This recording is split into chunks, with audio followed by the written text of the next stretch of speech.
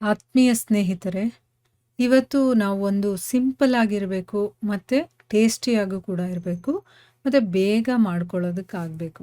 ಇದನ್ನು ನಾವು ಅನ್ನದ ಜೊತೆ ಕೂಡ ತಿನ್ಬೋದು ಮತ್ತು ಚಪಾತಿ ಇನ್ಯಾವುದೇ ರೊಟ್ಟಿ ಜೊತೆ ಕೂಡ ಇದನ್ನು ತಿನ್ಬೋದು. ಆ ಥರ ಒಂದು ಈಸಿಯಾಗಿರುವಂತಹ ಟೇಸ್ಟಿಯಾಗಿರುವಂತಹ ಬೆಂಡೆಕಾಯಿ ಪಲ್ಯವನ್ನು ಹೇಗೆ ಮಾಡೋದು ಅಂತ ಇವತ್ತು ತಿಳ್ಕೊಳ್ಳೋಣ. ಮೊದಲಿಗೆ ನಮ್ಗೆ ಏನೇನೆಲ್ಲ ಬೇಕು ಅದಕ್ಕೆ ಅನ್ನೋದನ್ನು ಇಲ್ಲಿ ಫಸ್ಟು ತಿಳ್ಕೊಳ್ಳೋಣ. ಮೊದಲಿಗೆ ನೋಡಿ, ಇಲ್ಲಿ ಕರಿಬೇವಿನ ಸೊಪ್ಪಿದೆ, ಸಣ್ಣದಾಗಿ ಹೆಚ್ಕೊಂಡಿದ್ದೀನಿ ನಾನು.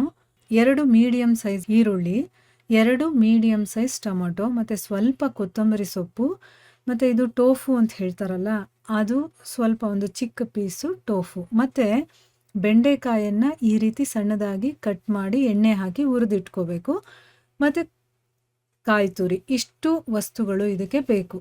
ಈಗ ಮೊದಲಿಗೆ ಒಂದು ಬಾಣಲೆಯನ್ನು ಇಟ್ಕೋಬೇಕು. ಅದರಲ್ಲಿ ನಮಗೆ ಯಾವ ಎಣ್ಣೆ ಬೇಕೋ ಅದನ್ನು ಒಂದು 2-3 ಸ್ಪೂನಷ್ಟು ಹಾಕ್ಕೋಬೇಕು. ಆಮೇಲೆ ಅದಕ್ಕೆ ಸಾಸಿವೆ ಎಲ್ಲ ಚಿಟಪಟ ಅಂದಮೇಲೆ ಸ್ವಲ್ಪ ಜೀರಿಗೆ ಹಾಕ್ಕೋಬೇಕು.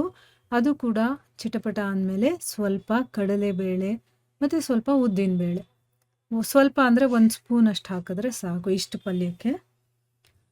ಸೊ ಅದು ಸ್ವಲ್ಪ ಫ್ರೈ ಆದಮೇಲೆ ನಾವು ಅದಕ್ಕೆ ಕರಿಬೇವಿನ ಸೊಪ್ಪನ್ನು ಹಾಕಬೇಕು. ಸಣ್ಣದಾಗಿ ಹೆಚ್ಕೊಂಡ್ಬಿಡ್ತೀನಿ, ಯಾಕಂದರೆ ಇಲ್ಲಾಂದರೆ ಎಲ್ಲ ಎತ್ತಿ ಆಚೆ ಇಡ್ತಾರೆ. ಸೊ ಅದರದ್ದು ಒಂದು ನ್ಯೂಟ್ರಿಯೆಂಟ್ಸ್ ಏನಿರುತ್ತೋ ಅದು ನಮ್ಗೆ ಸಿಗೋದಿಲ್ವಲ್ಲ, ಅದಕ್ಕೋಸ್ಕರ ನಾನು ಸಣ್ಣದಾಗಿ ಹೆಚ್ಚು ಹಾಕ್ಕೊಳ್ತೀನಿ. ಈಗ ಅದಕ್ಕೆ ಈರುಳ್ಳಿಯನ್ನು ಸೇರಿಸಿ ಚೆನ್ನಾಗಿ ಅದನ್ನು ಫ್ರೈ ಮಾಡಬೇಕು. ಒಂದು 2 ನಿಮಿಷ ಫ್ರೈ ಮಾಡಿದ್ರೆ ಸಾಕು. ಆ ಈರುಳ್ಳಿಯ ಬಣ್ಣ ಸ್ವಲ್ಪ ತಿರುಗುತ್ತಲ್ಲ, ಅಷ್ಟಾದರೆ ಸಾಕು. ಅದಾದಮೇಲೆ ಈಗ ಟೊಮೆಟೊನ ಹಾಕಬೇಕು. ಟೊಮೆಟೊ ಹಾಕಿ ಅದನ್ನು ಕೂಡ ಸ್ವಲ್ಪ ಬಾಡಿಸ್ಬೇಕು. ಬಾಡಿಸಿದ್ಮೇಲೆ ಒಂದು ಸ್ವಲ್ಪ ಕಲ್ಲುಪ್ಪು ಹಾಕ್ತಾಯಿದ್ದೀನಿ. ನೀವು ಯಾವ ಉಪ್ಪು ಬೇಕಾದರೂ ಸೇರಿಸ್ಕೊಳ್ಬೋದು. ಉಪ್ಪು ಹಾಕಿ ಆಮೇಲೆ ಚೆನ್ನಾಗಿ ಫ್ರೈ ಮಾಡಬೇಕು. ಉಪ್ಪು ಹಾಕಿದ್ರೆ ಬೇಗ ಅದು ಟೊಮೆಟೊ ಮೆತ್ತಗಾಗುತ್ತೆ ಆಯಿತಾ. ಸ್ವಲ್ಪ ಮೆತ್ತಗಾಗೋವರೆಗೂ ಬಾಡಿಸಿದ್ಮೇಲೆ ಅದಕ್ಕೆ ಸ್ವಲ್ಪ ಅರಿಶಿಣದ ಪುಡಿ, ಆಮೇಲೆ ಸಾಂಬಾರು ಪೌಡ್ರು, ಅಂದರೆ ನಾವು ಬೇಳೆ ಸಾಂಬಾರು ಮಾಡ್ತೀವಲ್ವ, ಆ ಸಾಂಬಾರು ಪುಡಿ ಇರುತ್ತಲ್ಲ, ಅದು ನಿಮಗೆ ಖಾರಕ್ಕೆ ಎಷ್ಟು ಬೇಕೋ ಅಷ್ಟು ಹಾಕ್ಕೊಳ್ಳಿ. ನಾನಿಲ್ಲಿ 2 ಸ್ಪೂನ್ ಹಾಕ್ತಾಯಿದ್ದೀನಿ. ಸೊ ಅದನ್ನು ಹಾಕಿ ಸ್ವಲ್ಪ ಅದನ್ನು ಮಿಕ್ಸ್ ಮಾಡಬೇಕು. ಅದು ಸ್ವಲ್ಪ ಎಣ್ಣೆಯಲ್ಲಿ ಫ್ರೈ ಆದರೆ ಚೆನ್ನಾಗಿರುತ್ತೆ. ಒಂದೇ 1 ನಿಮಿಷ ಸಾಕು. ಅದಾಗಿ ಎಲ್ಲ ಮಿಕ್ಸ್ ಆದಮೇಲೆ ಅದಕ್ಕೆ ಹುರಿದಿರುವಂತಹ ಬೆಂಡೆಕಾಯಿ ಇದೆಯಲ್ಲ, ಅದನ್ನು ಕೂಡ ಹಾಕಬೇಕು. ಅದನ್ನು ಹಾಕಿ ಚೆನ್ನಾಗಿ ಮಿಕ್ಸ್ ಮಾಡಬೇಕೀಗ.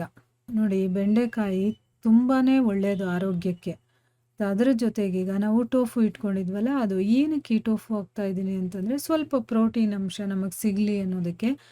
ತುಂಬ ಹಾಕ್ಕೊಳ್ಳೋ ಅವಶ್ಯಕತೆ ಇಲ್ಲ. ನಾವು ಯಾವುದಾದ್ರೂ ಅಡುಗೆ ಮಾಡಿದಾಗ, ಪಲ್ಯಗಳು ಮಾಡಿದಾಗ ಈ ಟೋಫು ಏನು ಅಂದರೆ ಟೇಸ್ಟ್ಲೆಸ್, ಅದು ಸಪ್ಪೆಯಾಗಿರುತ್ತೆ, ಯಾವುದಕ್ಕೆ ಬೇಕಾದರೂ ಹೊಂದ್ಕೊಳ್ಳುತ್ತೆ. ಸೊ ಇದು ಸ್ವಲ್ಪ ಪ್ರೋಟೀನ್ ಅಂಶ ನಮಗೆ ಸಿಗೋದಕ್ಕೋಸ್ಕರ ಇದನ್ನು ಹಾಕ್ತಾ ಇರೋದು ನಾನು. ಸೊ ಇದನ್ನು ಹಾಕಿ ಚೆನ್ನಾಗಿ ಮಿಕ್ಸ್ ಮಾಡಿ ಪ್ಲೇಟ್ ಮುಚ್ಚಿ, ನೀರು ಹಾಕಬಾರ್ದು. ಆ ಪ್ಲೇಟ್ ಮುಚ್ಚಿದಾಗ ಅದರಲ್ಲಿ ಆವಿ ಬರುತ್ತೆ ನೋಡಿ, ಅದರಿಂದನೇ ಅದು ಸ್ವಲ್ಪ ಚೆನ್ನಾಗಿ ಬೆಂದ್ಕೊಳ್ಳುತ್ತೆ.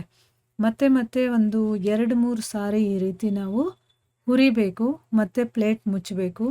ಒಂದು 2 ನಿಮಿಷ ಬಿಡಬೇಕು, ಮತ್ತೆ ಅದನ್ನು ತೆಗೆದು ಮತ್ತೆ ಅದನ್ನು ಕೈ ಆಡಿಸ್ಬೇಕು. ಆ ಬೇಯಬೇಕಾದ್ರೆ ಆ ತಟ್ಟೆ ಮೇಲೆ ನೀರು ಬರುತ್ತೆ ನೋಡಿ, ಅದರಲ್ಲೇ ಇದು ಬೆಂದ್ಕೊಳ್ಳುತ್ತೆ.